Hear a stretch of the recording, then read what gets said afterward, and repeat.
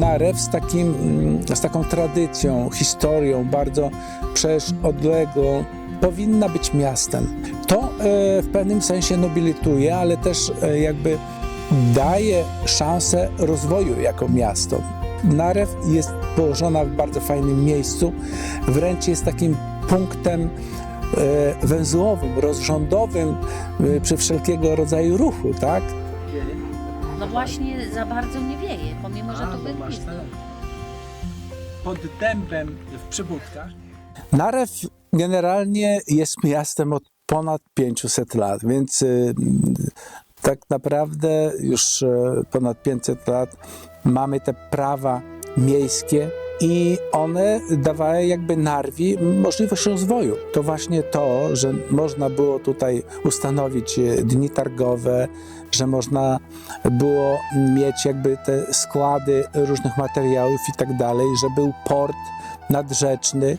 W XVI wieku stanowiło o ważności tej miejscowości, tak? Ona była po prostu miejscem, gdzie skupiał się handel, gdzie tworzyły się, że tak powiem, fortuny, można powiedzieć, dlatego że spław drewna, jak też innych pożytków, właśnie przez ten port z całego obszaru Równiny Bielskiej w Puszczy Białowieskiej, no dawał podstawę do tego, żeby Narew dalej funkcjonowała. Oczywiście późniejsze historie, wojny, epidemie i tak dalej, odsunięcie kolejnych jakichś tam tras komunikacyjnych od tej miejscowości spowodowały, że Narew utraciła taką ważność.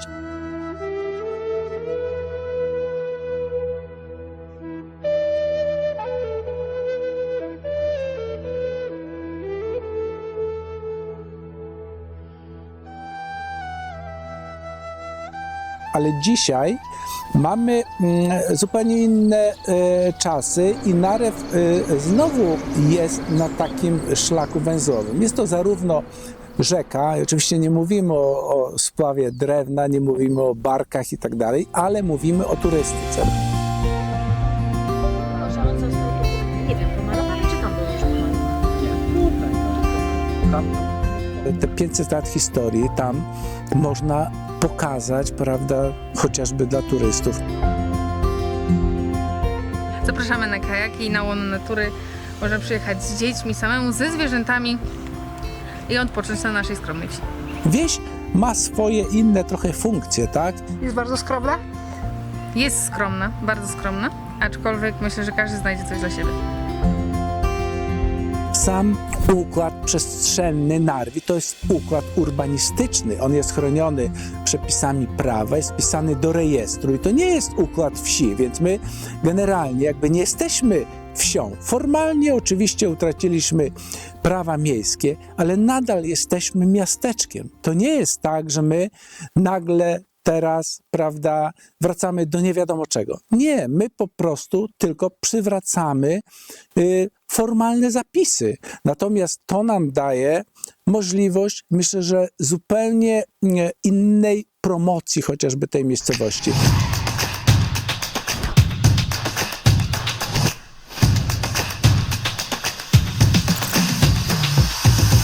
Narew tak czy inaczej stał się też ważnym ośrodkiem rozwoju przemysłu, tak? Przemysłu, który też jest potrzebny, który w zasadzie no, dzisiaj daje chyba podstawę funkcjonowania Narwi, ale to też jest element taki miastotwórczy, tak?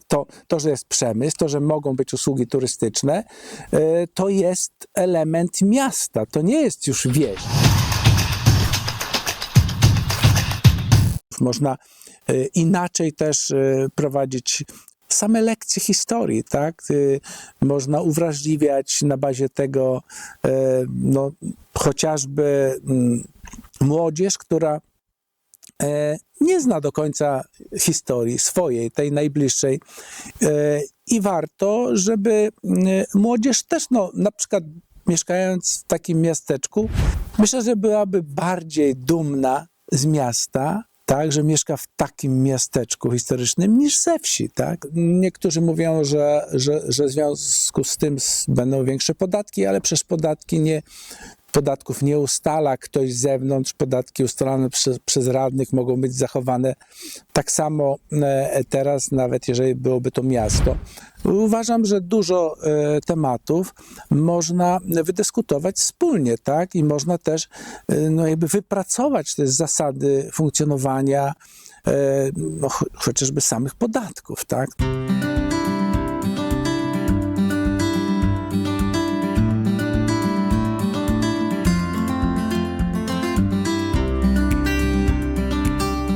Narew może być taką, że tak powiem, przed bramą albo wrotami do całego regionu, nie tylko do puszczy. To tutaj można powiedzieć, że turysta mógłby się zaopatrzyć w cudzysłowie, tak, że zaopatrzyć jakby w cały program zwiedzania naszego regionu, właśnie przejeżdżając przez most na Narwi i wjeżdżając do Narwi. Jesteśmy bardzo otwarci Na dialog. na dialog, na rozmowę. Są tylko plusy takiej decyzji, więc ja namawiałbym mieszkańców, warto o tym rozmawiać, wrócić do rozmów na temat pomysłu na miasto.